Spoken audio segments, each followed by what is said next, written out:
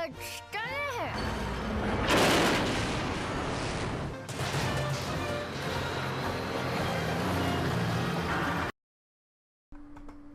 everyone, welcome to Fiaura. So as promised, we're going to be going over the M551 Sheridan, or Sherry. Now, before we get into too much detail about the Sheridan, let's actually go look at what this tank really is. I.e., where did it come from? Who used it? Well, it's a United States tank. Developed in 1969 and used in the Vietnam War until 1996, when it was officially retired from the U.S. Army. It is the replacement for the M41 Bulldog. They went from a little 76mm high-velocity gun to a 152mm gun launcher. A gun launcher is a system that does not fire sabot rounds.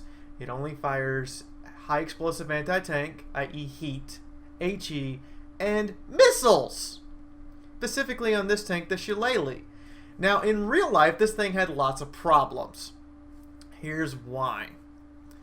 The Shillelagh, as it were, could not be fired repeatedly. What would happen is, if you fired a heat shell, it would burn out the barrel and burn out the guidance system of the missile launcher, and so you'd have to replace the guidance system very often. So the tank, up until almost the 1980s, still could not you either fired missiles or you fired heat or high explosive shells, but you did not fire both, even though it was supposed to be designed for both. Now, about the time Desert Storm rolled around, we had slapped a boatload of reinforced ERA armor all over these things and added a visual modification to make it look like a T-80. So when the 82nd Airborne dropped in, we could tell they were Sheridans, but the enemy thought they were T-80 Soviet tanks and would just, not shoot at them. You can imagine how having a 152mm tank shooting you in the rear is hilarious. But they replaced the Sheridan also later with a standard 105mm gun, but decided that due to the massive recoil by a actual 105 tank cannon, the chassis just wasn't capable of being used for it.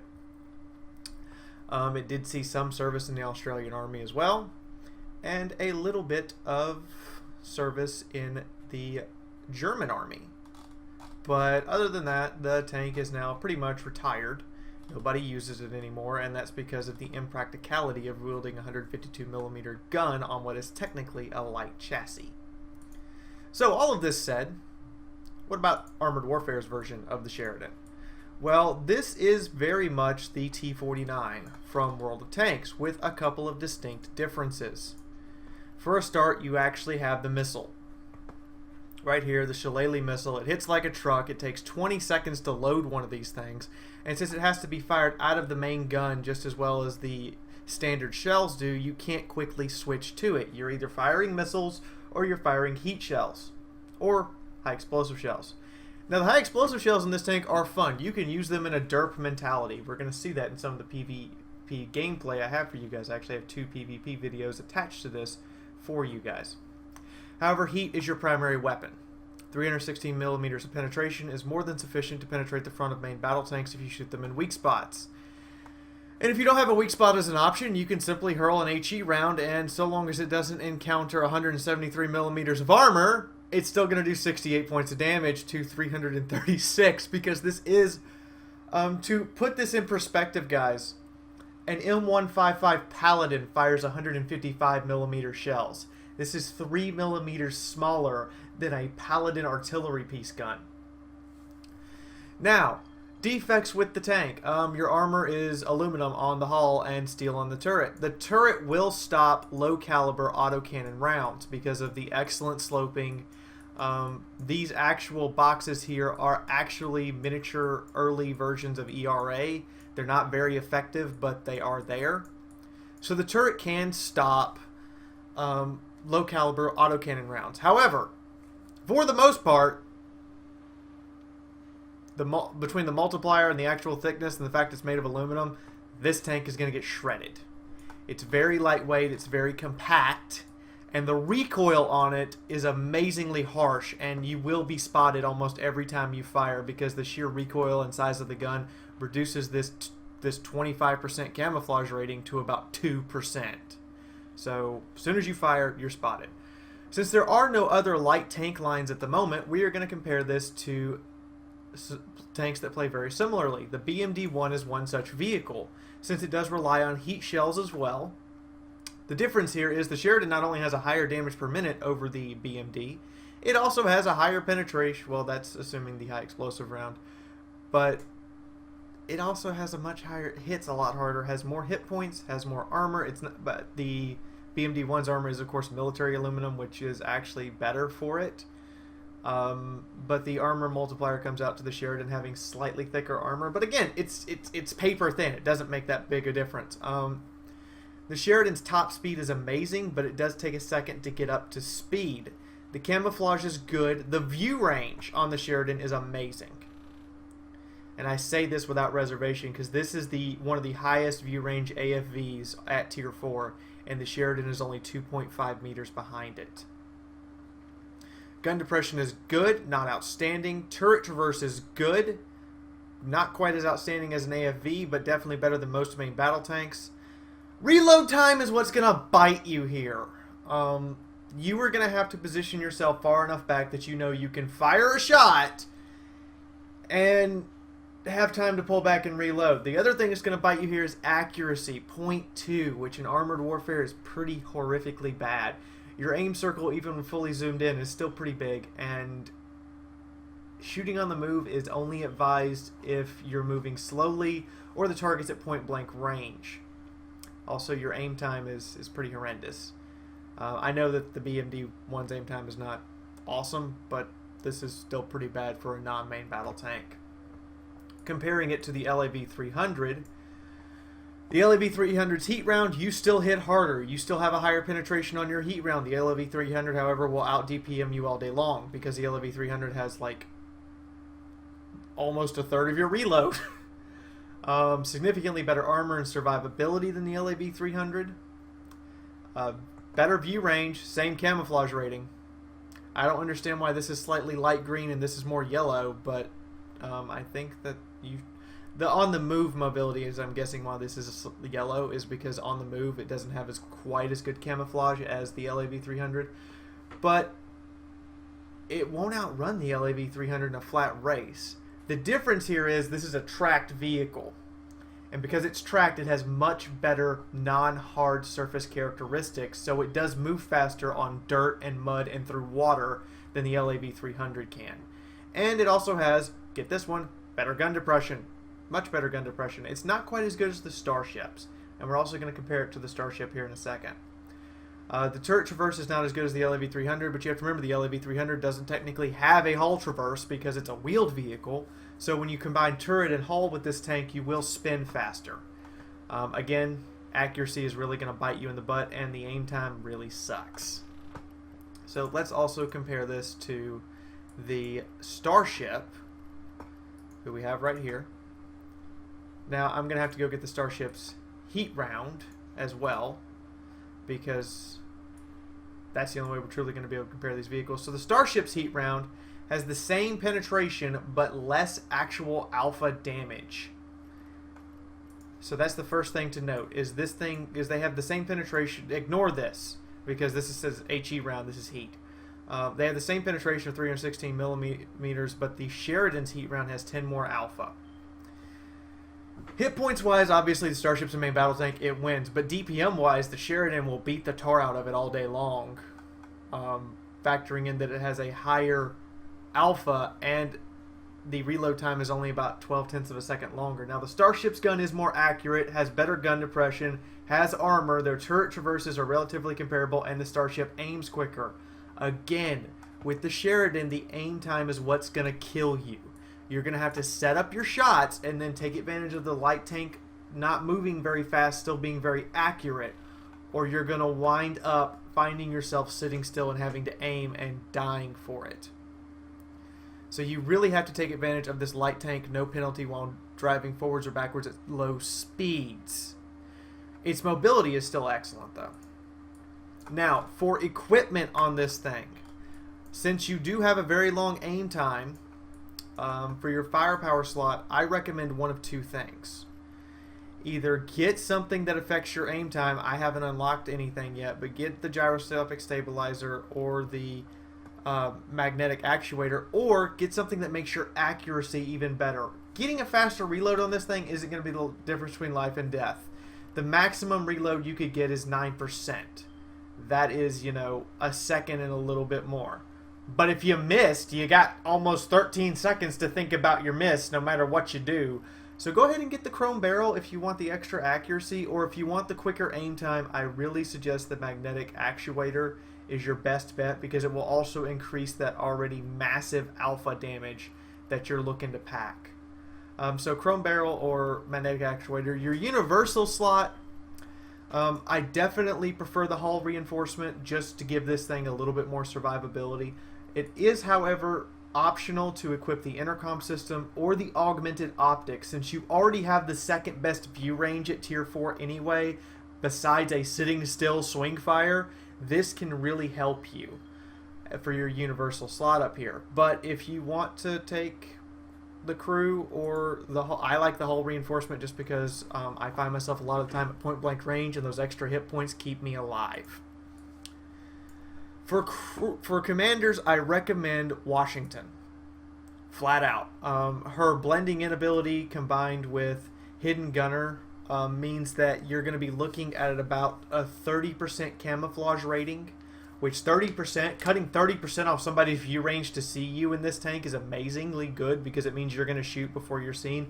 And the hidden gunner ability is really, really where it's at. Also, she increases the view range of this already massive view range vehicle, and has the take aim ability to reduce your aim time. So basically, the two of the biggest strengths of this vehicle, the camouflage rating and the view range, she enhances, and then on top of that, she compensates for one of the biggest disadvantages, the aim time.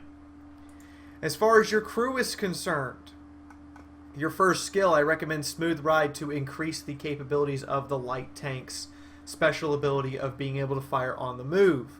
I also recommend Quick Draw to compensate for your horrific aim time.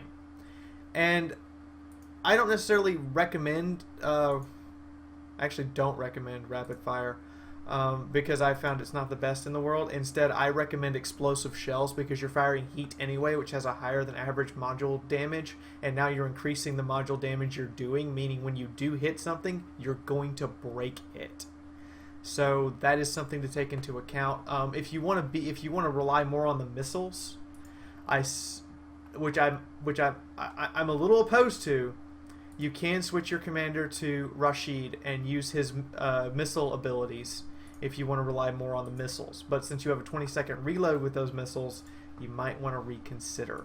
Consumables, standard consumables, spare parts, medical kit, fire extinguisher. You will use less of these items, because even though they're more expensive, you use less of them because they reduce chances of actually losing crew members. If you find yourself broken, if something's broken but it's going to repair and you're not under any immediate threat, the quicker repair speed, you can just leave the parts. And the fire protection does save this vehicle from burning up, because it is a gasoline engine. An engine shot on this thing will almost always light it unless you have that automatic fire extinguisher. So be wary of that. Now that we have the recommendations, we know how to play this tank, we've compared it to its tier 4 counterparts, let's go take a look at some gameplay. Hello everyone. So as I said in the garage, we're going to check this out in PvP mode. Now, this was a task tonight. A trying of my patience, as it were. Because, yeah, team sucked.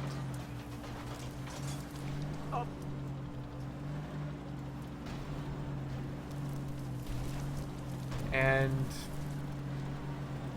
yeah, that's about all I have to say right now.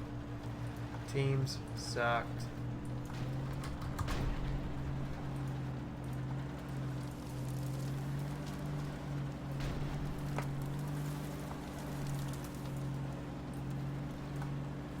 But in the meantime, we have the Sheridan on Narrows. And I'm going to move up here and start trying to play Beaky Pokey, which is something that this tank does excel at. If you let me pull back and reload, you're making a vastly bad mistake. Hostile truck.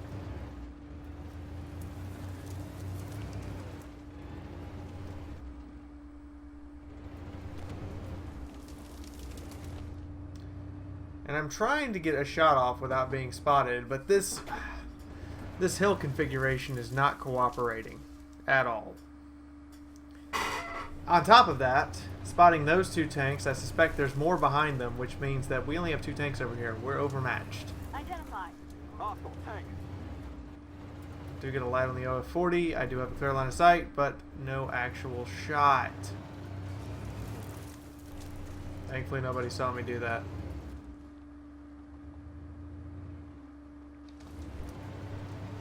And by the way, I am going to be switching to recording Armored Warfare with fraps because YouTube apparently likes that better. Throw out smoke grenades, retreat like hell, incoming missile, whole 9 yards. Everyone just tried to kill me. And I didn't even get any damage off of that smoke grenade.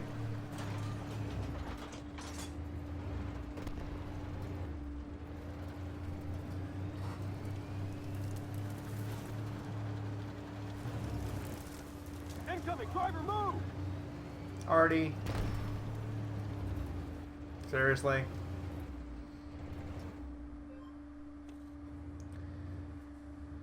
And I'm checking.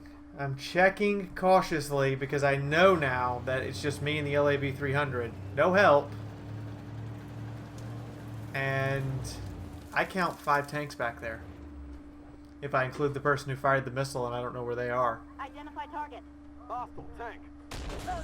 I absolutely make that OF-40 pay for his mistake, and then I hide.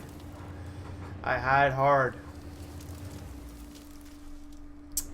Gotta love that critical heat hit. Hostile tank. Incoming Artie. Artie splashes the rock, manages to miss me, thankfully. LAB 300. I think I'm gonna get a shot at him, so I pull up here and get right in position, and there it is. He ain't happy. There it is. I've done it. I've done my hit points and damage already. 2 shots. That's how powerful and potent this gun is. 2 shots. You've done your hit points and damage. Hostile tank. But I'm just getting started with this match.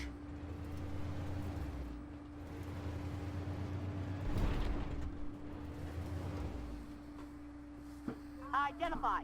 Hostile tank. Completely missed. And it's something you're going to have to deal with when using the Sheridan constantly. Your rounds won't quite always go on target. When they do, it's freaking spectacular. But when they don't, yeah. Also, my team is not doing me much good right now. It's 11-14. I'm trying really hard to get shots on these guys without exposing myself too much because, well, you can imagine that being overmatched and being exposed is going to get you killed in a light tank like this. Oh god. I seek cover. I see the LAB 300 back there. I'm going to see if there's like a way to shoot him because he's in the open. He's just way far back there. And now it's a Starship and a Sheridan looking at each other. This is not an ideal situation, as you can imagine. We both have basically the same gun. Just he has armor, I don't. And non-penetration, the round went low, but thankfully my LAB 300 friend puts a shot into this guy, which drastically weakens him. Now I throw down the smoke grenades, which thankfully saved me from the missile managing to track properly. And I move up to the next rock while everybody's pulled back to reload. And nobody knows I'm here. Except that guy. We penetrate each other. The difference here being, I think he fired a, he didn't fire the fully upgraded heat round, and I fired my fully upgraded heat round, or RNG just said, you got lucky. I switched to HE now. He's got, what, 6 hit points? Doesn't matter where I hit him, so long as I hit him. It's a 152mm high explosive shell. I just have to hit the target. I also think it'll be best if I poke out of the other end of the spectrum here, and I'm just going to take the arty shot. I ain't got a choice. Identify target. There he is. HE shell. Good night. Hostile tank. Tired of this non-penetration crap. We're just gonna HE you and be done. Incoming. Already still on me, but this time I move, and because I can. Nothing can spot me right now. Oh, LAV, get in line of sight. I need to support my LAV. He's my only friend. Woohoo!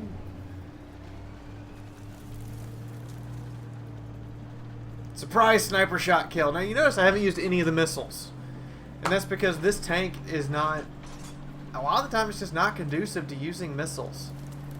Sorry, guys. I know you would have liked to see some massive missile shots, but this tank is not conducive to it sometimes, and that miss. Alright, we're going to leave our friends to their fate, because at this point, they've done screwed up. Being the LAB 300, though, we've won this overmatched side. Like, we forced them to move out of it. The LAB 300, one of the LAB 300s ran away. One of the OF40s died to other friends' fire, and now it's just me and him. But technically, we've won this side, and we were overmatched. If you count the artillery shooting at us, 6-2, or 3-1, basically. I'll take it.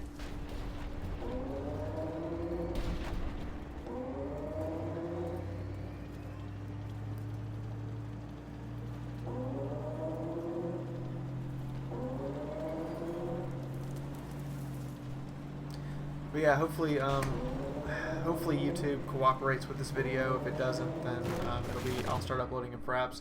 Now this shot should have penetrated and killed him, but it went off and hit his track, and I didn't get my third kill right there. I throw down smoke because I'm reloading.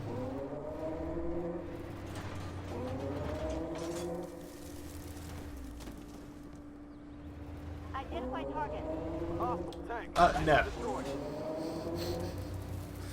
And I pull back. Again, I'm reloading. My LAV 300 friend gets tunnel vision on the artillery and dies to the Xylo behind him. I decide, you know what? Discretion is the better part of valor at this point. I'm damaged.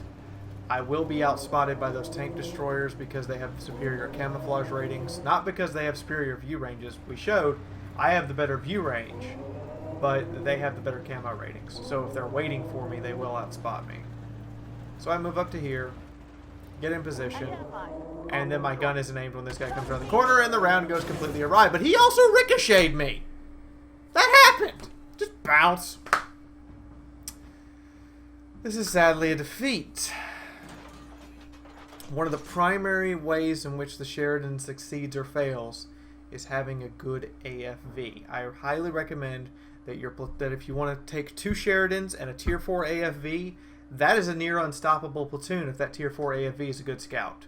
Because the 2 Sheridans will rip everything apart. And we're going to see what happens when you have a good scout in the next match. Let's take a look at the final stats of this one.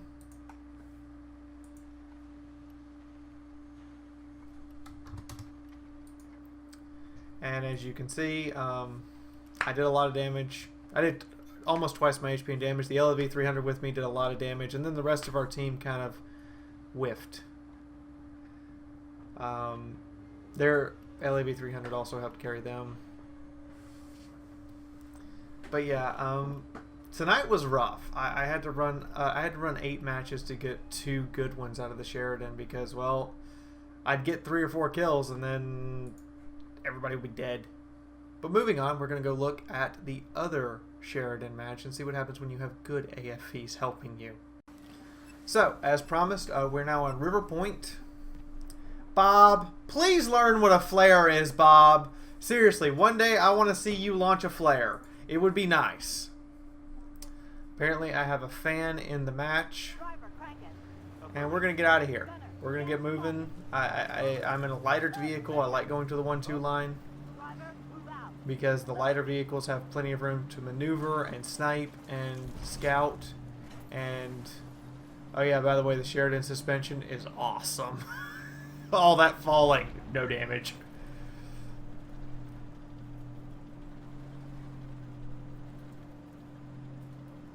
Hello, BMP1P friend. You are going to be you're going to be my best friend most of this match. And I think you're German because your clan is Desu. I think you're German. User left your channel.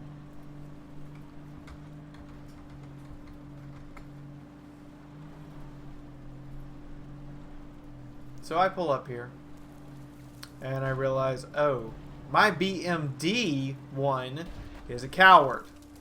He's law of 2/3. I've seen him twice tonight, and both times he is sat at the back of the map firing missiles. It's not what an AFV does. It's not how an AFV actually helps your team, but that's what he's done the 3 times I saw him tonight. As you can imagine, he's not much use to me. I'm trying to get him to move up, and then I see, oh crap, that's another Sherry. And nobody shot it. They literally just let him drive up here. I missed. I hit the engine boost. I tried to get out of here before he could shoot me.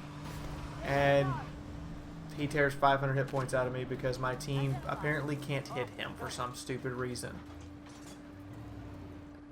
They literally just let him get away with that. Here's the strange part. The BMP-1 goes up and is clearly spotted first. But this guy saves his round for me. Screw you. I don't know why you didn't shoot the AFV. He was clearly spotted first. He was clearly in your face, but you turned your turret and fired at me. That's kind of unless you just had kill the YouTuber syndrome, which apparently didn't work out for you. Hello, LAV 300. Apparently he died before my round got to him, and I successfully dodged his shot. Aim time will kill you in this tank. It's one of the reasons I recommend Washington. She gives you the camouflage factor, and she gives you the better aim time. Otherwise, I would probably die a lot more often in this tank because the aim time will just kill you. I'm trying to figure out where that Sheridan is, and then I realize, oh, he's in the river, and now he's dead.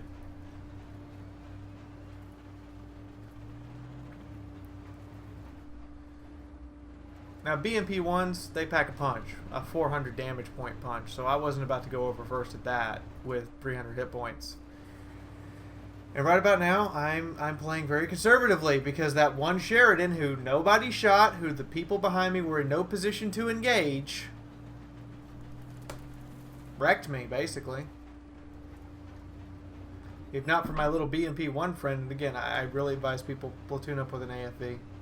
And anytime you can, platoon up with an AFV. The extra spotting and the utility of that thing will save your life. So I'm going to go try to provide some support to my AFV friend. And I'm making sure I'm not spotted from the city and not able to be shot from the city while I look for this LAV 300. Oh, gotcha, gunner. And I'm retreating because I am spotted. I'm going to go around the corner now so I'm not shooting out of the same spot. And can zoom in on this guy and take care of it. So now he's dead. The enemy are capping. And I go, oh look, I have a little sliver of a shot at this Artie, but our Artie counter batteries it.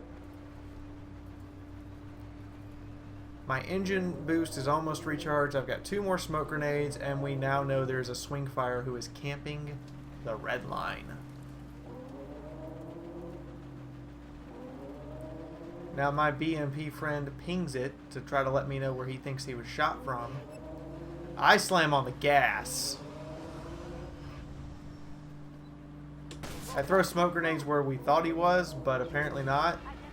That missile impacts on my tracks. It wouldn't have killed me, but I dodged the other one.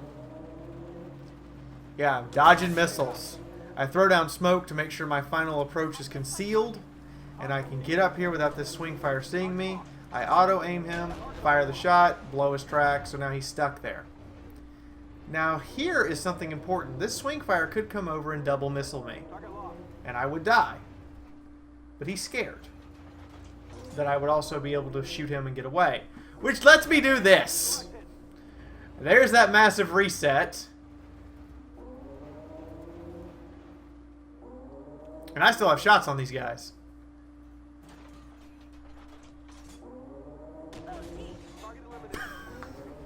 And that swing fire has obviously vacated the area because he knows I fired now. I killed something. You have to know I fired a shot, dude.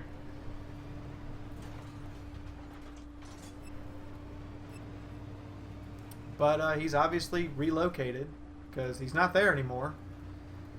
I don't know where he is. I have been spotted. I do duck down because I assume he's going to try to hit me with a missile.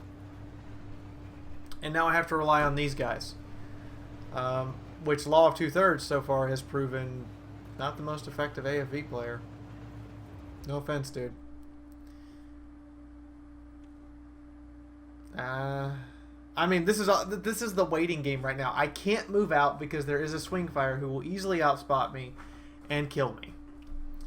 But that T-64 is getting peppered with artillery, who has nothing to counter battery him, and that's exactly what's happening right now. Law of Two-Thirds is not doing anything to him. Artillery is literally just pounding that 64 into the ground.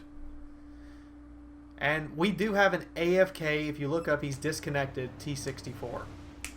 I get spotted. I see the incoming missile. I hug back into the rock and narrowly avoid it. And the other missile impacts into the rock in front of me.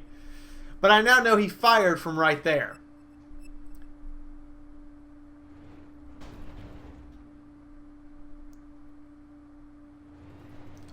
I now know he fired from right there, and the swing fire is not a very fast AFV. It doesn't relocate the quickest in the world. So once the BMD has started clearing areas so we know where he is, I back down and I go, by the way, bang!